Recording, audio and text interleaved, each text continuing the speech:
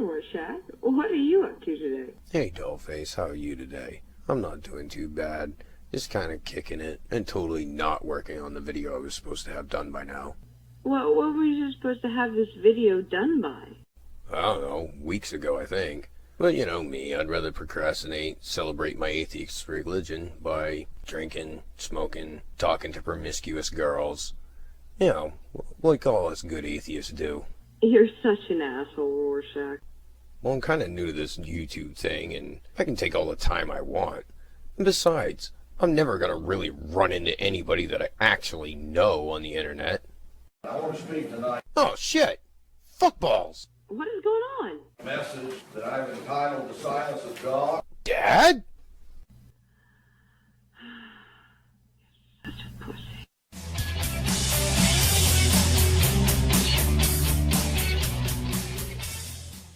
Knowing the life of Christ, I don't think it should have turned out the way that it did. The children of Israel should have regarded him as their king, but that didn't happen. Life didn't turn out just the way. It turned out the way God planned it, but not the way that you humanly would expect it.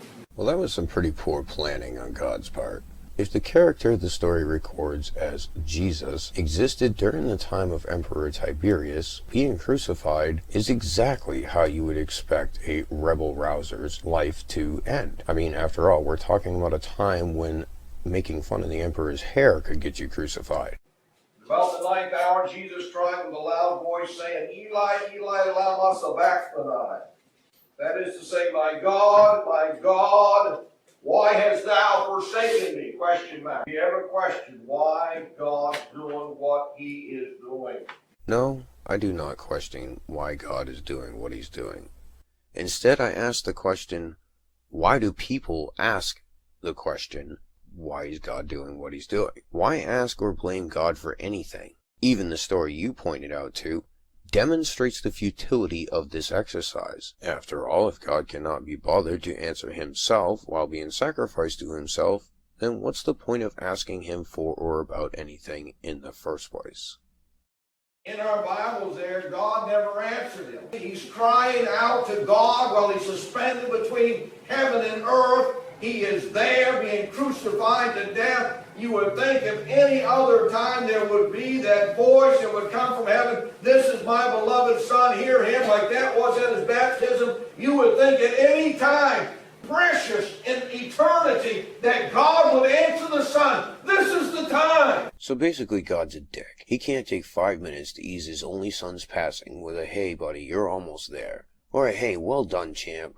No, it's let me turn my back on you to die in a horrible, sadistic, torturous death all alone. But oh hey, after you die, I'm gonna show off a bit by causing an earthquake, having some zombies run around the city, and ripping a curtain in the temple bottom to top, just to let people know that you're my boy. But haven't you ever gone to God sometime and say, God, why are you doing this? No answer from heaven. You know, there's a pretty simple and logical explanation as to why there would be no answer from heaven.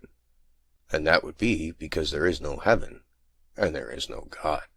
I do not come here to defend God. He does not need me to defend him.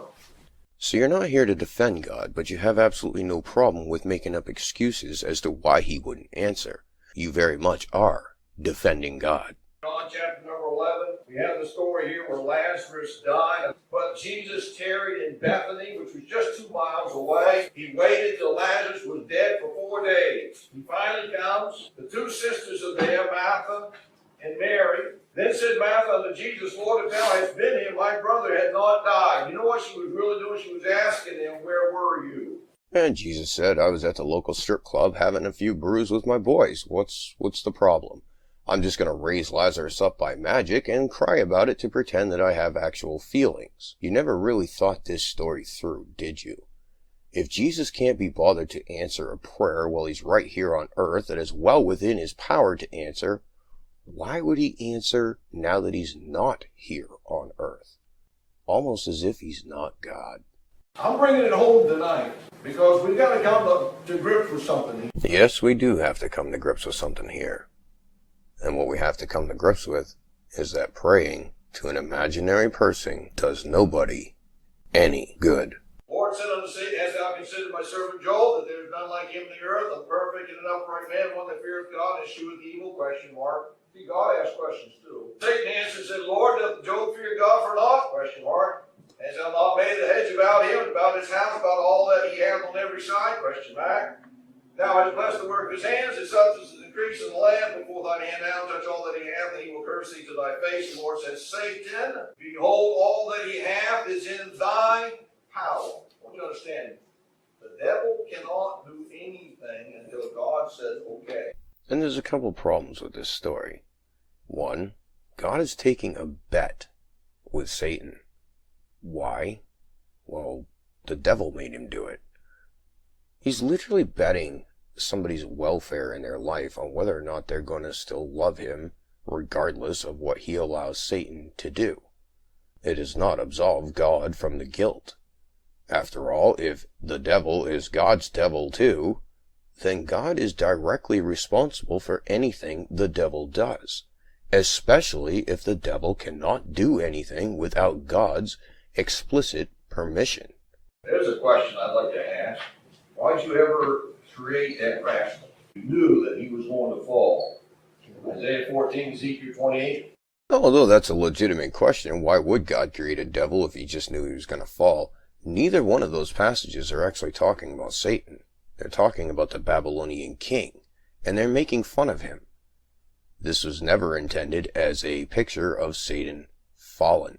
I want you to notice that in this story, some people came running in and they said, it's the Sabians, rascals.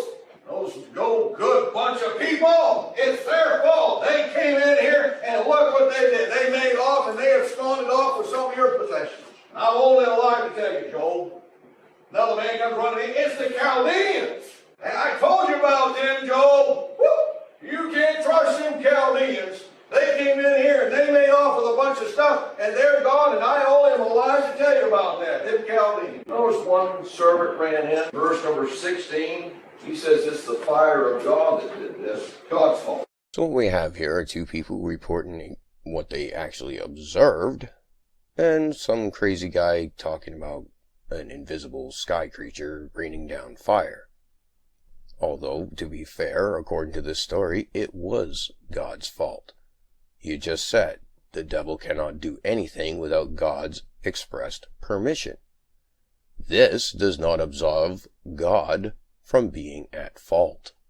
That tsunami that wiped out those people, that's God's fault. Cancer that attacks some people's bodies, and they finally succumb to it, and they're gone. They die a premature death. God could have done something to me if He wanted to. That's the fire of God. It's God's fault.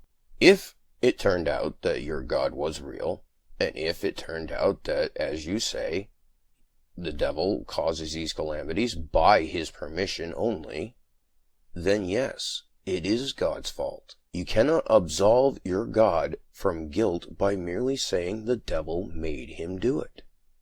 It doesn't work that way, especially if God is the one who created that devil with foreknowledge of what he would do, and is the one who directly gives him permission to do what he's doing. But while we're walking this mortal veil, I don't have the answers. And I'll pretty much guarantee you, your pastor doesn't have the answer either. That's sort of the problem with religion.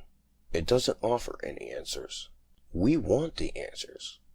We want to know why and how cancer is formed and why people die from it, so that way we can cure cancer.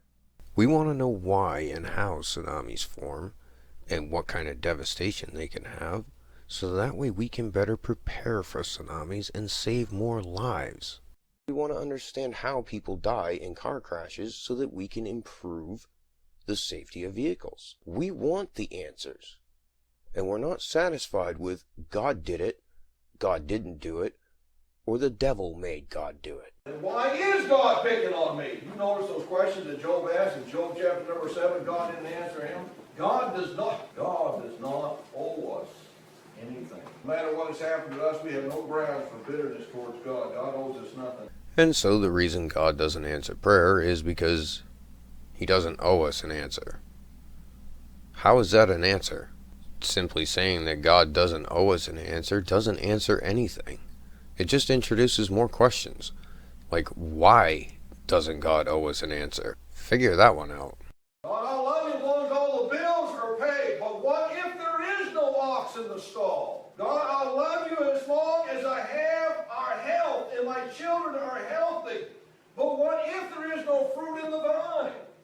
Sometimes God's looking over the parapet of heaven and he's saying, are you still going to love me if you don't have any of these things? And so there it is. The silence of God. Why is God silent? Well, it's easy. He's a dick who wants to show off by either ripping up curtains, causing earthquakes, or raising people from the dead so he can't be bothered to answer prayer.